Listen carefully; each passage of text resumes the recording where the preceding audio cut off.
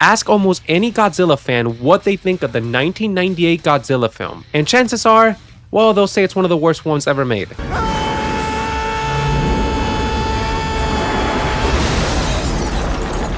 But for me, it wasn't just my first Godzilla film. It was the movie that basically made me fall in love with the franchise. And I get it, a lot of Godzilla fans don't even call this Godzilla. Even Toho doesn't recognize this as Godzilla. And for good reason. And a little backstory for some of you that have never seen Godzilla, he was originally portrayed as a creature awakened by the hydrogen bomb testing. And so the character was created as a metaphor for the horrors of nuclear weapons, before eventually evolving into one of cinema's most iconic characters. That era of Godzilla movies that first came out in Japan were known as the Showa era, and they consisted of 15 films. They first showed Godzilla as a terrifying monster destroying Japan, later then fighting some iconic monsters like Rodan, Mothra, and King Ghidorah. But as the years passed, the monster turned into this terrifying creature into a very campy and friendly approach to audiences. Fast forward to 1984 all the way to 1995, it was the Heisei era, which began the return of Godzilla. These consisted of around 7 films compared to the other ones that were 15 films. And these basically were a direct sequel to the original Godzilla movie. And for me, this is my favorite era of Godzilla. I mean, this is a more serious Godzilla, and I would say, in terms of storyline, is the most consistent out of all the Japanese films. Ending with Godzilla vs. Destroyer, which, by the way, I hate Destroyer.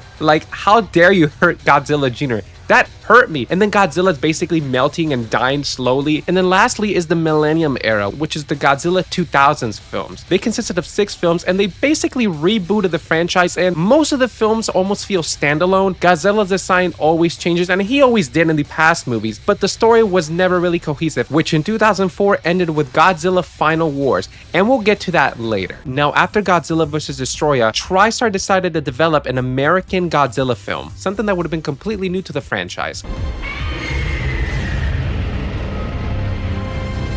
The studio decided to approach Roland Emmerich after his massive success in Independence Day. At the time, he was one of Hollywood's biggest directors, and seeing his past work, it kind of made sense to put him in charge of a Godzilla film. The problem was, the director himself just wasn't interested in making a traditional monster movie. He was in a sense almost forced to do it, and so he decided to pitch a crazy and wild idea to Toho. Surprisingly, Toho approved of the project. I mean, it must have looked really good on paper. Unfortunately though, that actually became the film that we got in 1998, and it has become one of the most controversial pieces of Godzilla ever created. The film basically starts off showing nuclear testings. However, right as those opening credits are showing, you can tell that this is a little bit different. Apparently, the monster that we see is a mutated iguana, and it's slowly building anticipation of the monster's arrival. I mean, you see him destroying certain things and then showing him roar throughout the movie. It's pretty cool. I really do enjoy that.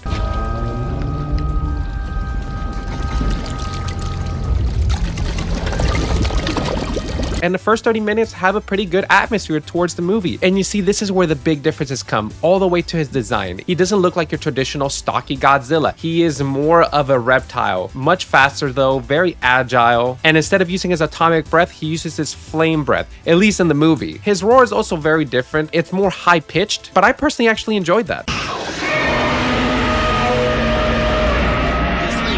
But I feel like one of the things that kind of annoyed people was the fact that he was just more of an animal than a monster. I mean, they lure him in with lots of fish, and then he has this really massive head, very different. I mean, you have the spines, but you know what? To be fully honest, I really love this look for Godzilla, or Zilla, as many people call him. I'm gonna defend this monster for a little bit because I think that was the point of it. Roland Emmerich wasn't, again, trying to make the similar Godzilla movie that we've seen all the way in the past in Japan. You, in a sense, start feeling bad for this creature because realistically, he isn't really trying to do damage or trying to hurt people. He is trying to nest. But in the context of the movie, the creature's just trying to survive. And even the mayor says that when the army is attacking him, they're actually doing way more damage than he's done in the city. I mean, they destroyed the freaking Chrysler building. What the hell is the matter with you people?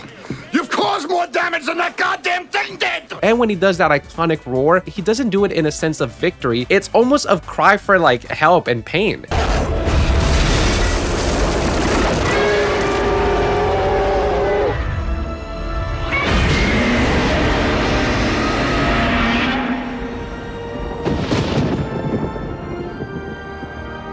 One of the things that made this Godzilla also a little bit different is just the fact of heavy CGI use for the monster. Back then in the Toho films, they always used this suit, and I mean, that worked perfectly. And to be fully honest, I actually do still prefer that in the movies compared to the CG ones that we get, like in the Legendary pictures, and sometimes even to the newest film, Godzilla -1. While that movie was a freaking masterpiece, but you can tell that the CG hasn't really aged that well, and it kind of shows on Godzilla on screen sometimes. As for the human characters, I mean, they're okay. You got Ferris Bueller. One of the other controversial things that this movie had were the baby Godzillas, and they clearly felt like Jurassic Park's Velociraptors. I mean, when they're going around Madison Square Garden eating the soldiers, it's basically how that felt like. But hey, I'm not gonna lie, man, as a kid, I was eating all this up. I really enjoyed it. I loved it. I had my popcorn ready, and I was like, wow, okay, give me more. But after watching it as an adult again, while the movie's not good and it drags in certain areas, and the soundtrack is almost rather forgettable, it's nothing compared to Akira Ifube, it was still pretty enjoyable.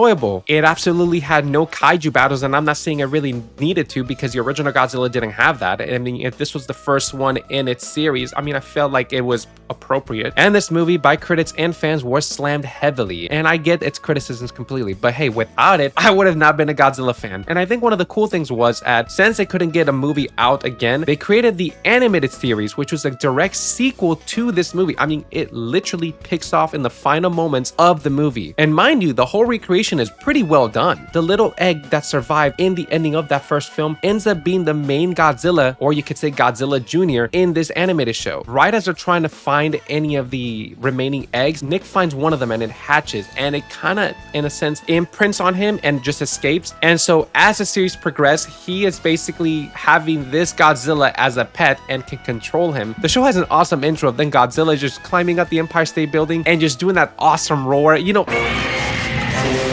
as a kid, dude, I used to just copy that so much. Like, I would be climbing up like chairs and just pretend I was Godzilla. It was pretty awesome. Again, watching the show and the movie, it just made me think that Godzilla was just some giant cat. And when you think about it, that's really not that far off. I mean, look how he looks in the Japanese films. Plus, when it came to the actions and battle sequences, this was a pretty fast-paced show. Only had 40 episodes. And by the way, if you got the DVD versions, you actually got 2 episodes that never aired on Fox TV. You got some pretty awesome kaiju battles. Godzilla, in a sense, had this atomic breath. It was actually like this neon green, which worked pretty well, I would say. The only thing that felt off about the show was that some of the human characters, their personalities, well, they kind of changed. But overall, I feel like if this film was successful, right, and they took some of the concept that we got in this animated show, I think that this could have been a very cool Godzilla universe that we could have gotten. Of course, to the dislike of critics and audiences, Toho responded quickly, and they hated this version of Godzilla, which made them quickly reboot the franchise in Japan into Godzilla 2000s, which I love that movie. It's pretty freaking awesome. And in the final movie in the Millennium era, Godzilla Final Wars, they actually brought back Godzilla from 1998 and renamed him Zilla. And they just quickly introduced him to kill him off screen in the most pathetic way possible. Now, the ad marketing for this film was pretty awesome, I would say, despite what you think about the movie. One of the cool things that I always liked is that the title for Godzilla was just black with this neon green. I thought it was so cool, and it stuck out so much. They even had a slogan that said "Size Matters," which is pretty damn funny. I mean, Godzilla was everywhere in America. He was even in Taco Bell commercials with the Taco Bell dog, and in KFC commercials. We had Godzilla Hershey bars, Godzilla fruit snacks, and Godzilla Eddie's ice cream. But man, the coolest thing were the toys, man. They were ranged from medium sized to massive figures. One of the ones that I had that I remember was this remote control Godzilla. He was made out of this rubbery material, and you basically had the little control, and you can kind of control him and have him walk. Unfortunately, the toy wasn't really that great. He always kept falling. So I remember as a kid, then my parents returned it and tried to get me the Godzilla figure that, you know, you can see that you can move his arms and legs, which is kind of the traditional one that you would see in the stores. I was in pre-K when this movie came out, and I had a Godzilla backpack and Godzilla lunchbox. And when you press the Godzilla backpack, he would actually make the roar. And you know, despite all the criticism that this movie has gotten, it did do something good. It introduced the Western audiences to Godzilla and a whole new generation to the creature. And over time, it has developed a cult following. There are people that really do enjoy this film, and with its flaws, they understand that it's very different, but it holds a special place in their heart, similar to me. And you know what? At the end of the day, that's what movies are all about. It introduced me to the king of monsters and led me to the incredible world of the Toho films. And it basically started my love for the franchise that is still with me to this day. And if you guys like these type of videos that we took a look back at certain movies, video games, and just pop culture in general, go ahead and check out the rest of the channel. And like Godzilla says,